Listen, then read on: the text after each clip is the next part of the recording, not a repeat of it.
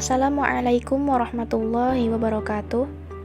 Perkenalkan, saya Hadil Fatihah dengan NIM 2011110135 dari kelas HKID semester 4.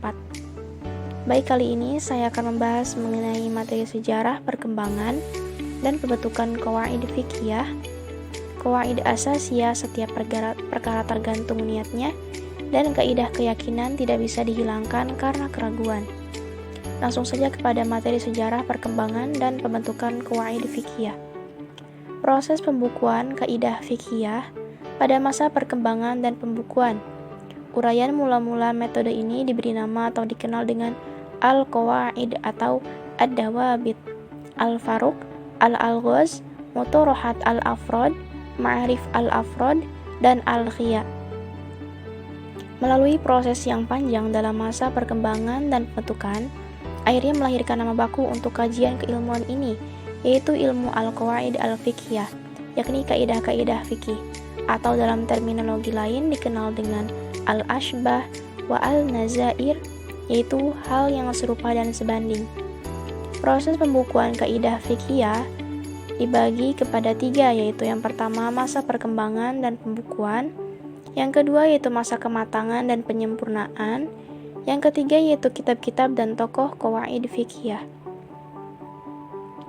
Masa perkembangan dan pembukuan. Yang pertama yaitu masa perkembangan. Perkembangan qawaid fiqhiyah terjadi pada masa tabi'in. Pada periode awal ini adalah masa awal perkembangan fikih, karena pada masa seperti inilah dimulai pendasaran terhadap ilmu fikih. Yang kedua yaitu masa pembukuan. Sulit diketahui siapa pembentuk pertama kaidah fikih yang jelas dengan meneliti kitab-kitab kaidah fikih dan masa pembentukannya secara bertahap dalam proses sejarah hukum Islam. Walaupun demikian, di kalangan ulama di bidang fikih menyebutkan bahwa Abu Thahir, ulama dari mazhab Hanafi yang hidup di akhir abad ke-3 dan awal abad ke-4 Hijriah, telah mengumpulkan kaidah fikih mazhab Hanafi sebanyak 17 kaidah. Masa kematangan dan penyempurnaan. Yang pertama yaitu masa kematangan. Menurut data sejarah bahwa ahli fikih yang pertama kali menekuni kaidah dan memperluas sampai pada furuknya untuk dijadikan kaidah adalah ahli fikih dari kalangan mazhab Hanafi, seperti yang dilakukan oleh Imam Muhammad dalam kitab Al-Aswal. Yang kedua yaitu masa penyempurnaan, yang dilakukan oleh para pengikut dan pendukungnya. Kitab-kitab dan tokoh qawaid fiqhiyah dari kalangan mazhab Hanafi, salah satunya yaitu Usul Al-Karahi karya Ubaidullah Ibnu Hasan Al-Karahi pada tahun 260 sampai dengan 340 Hijriah. Yang kedua yaitu dari kalangan mazhab Maliki, salah satunya yaitu Anwar Al-Buruq fi Anwar Al-Furuq atau lebih dikenal juga dengan Al-Furuq, yaitu kitab Al-Anwar wa Al-Anwa atau kitab Al-Anwar wal Qawaid As-Sunniyah oleh Al-Imam Syihabuddin Abdul Abbas Ahmad As-Sonhaji Al-Qarafi pada tahun 260 sampai dengan 340 Hijriah.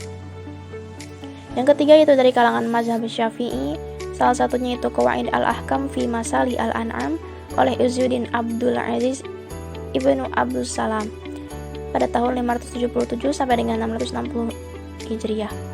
Yang keempat itu dari kalangan mazhab Hambali, salah satu kitabnya itu Al-Qawaid An-Nuriyah Al-Fiqhiyah oleh Taqiyuddin Abdul Abbas Ahmad bin Abdul Halim Ibnu Taimiyah pada tahun 661 sampai dengan 728 Hijriah. Untuk materi selanjutnya yaitu mengenai qawaid asasiyah setiap perkara tergantung niatnya.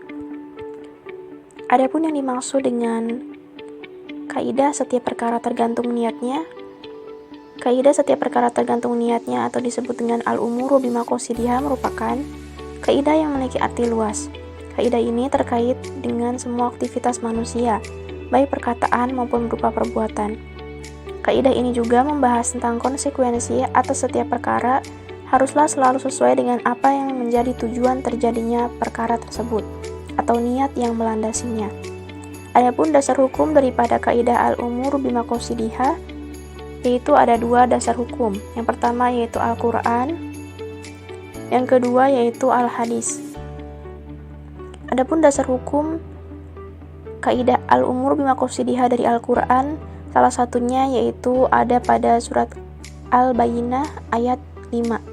yang artinya padahal mereka hanya diperintah menyembah Allah dengan ikhlas menaatinya semata-mata karena menjalankan agama, dan juga agar melaksanakan sholat dan menunaikan zakat, dan yang demikian itulah agama yang lurus atau benar. Dasar hukum yang kedua yaitu daripada al-hadis. Adapun hadisnya itu dari Umar radhiyallahu anhu bahwa Rasulullah shallallahu alaihi wasallam bersabda, amal itu tergantung niatnya, dan seorang hanya mendapatkan sesuai niatnya. Barang siapa yang hijrahnya kepada Allah dan Rasulnya, maka hijrahnya kepada Allah dan Rasulnya. Dan barang siapa yang hijrahnya karena dunia atau karena wanita yang hendak dinikahinya, maka hijrahnya itu sesuai kemana ia hijrah. Hadis riwayat Bukhari, Muslim, dan 4 imam ahli hadis. Adapun beberapa kaidah yang merupakan cabang daripada kaidah al-umuru bimaqasidiha, antara lain yaitu kaidah daripada pengertian yang diambil dari sesuatu tujuannya bukan semata-mata kata-kata dan ungkapannya. Yang kedua yaitu kaidah tidaklah ada pahala kecuali dengan niat. Yang ketiga yaitu kaidah setiap perbuatan asal pokok, maka tidak bisa berpindah dari yang asal karena semata-mata niat. Adapun kandungan kaidah setiap perkara tergantung niatnya. Ada beberapa hal yang dapat dipahami dari kaidah di atas, yaitu yang pertama itu tujuan daripada niatnya. Jadi pada dasarnya tujuan dan fungsi niat itu adalah untuk membedakan antara perbuatan ibadah dari perbuatan adat, karena hampir semua bentuk ibadah itu mempunyai kemiripan dengan yang berupa adat, misalnya puasa, berwudu, dan menyerahkan harta.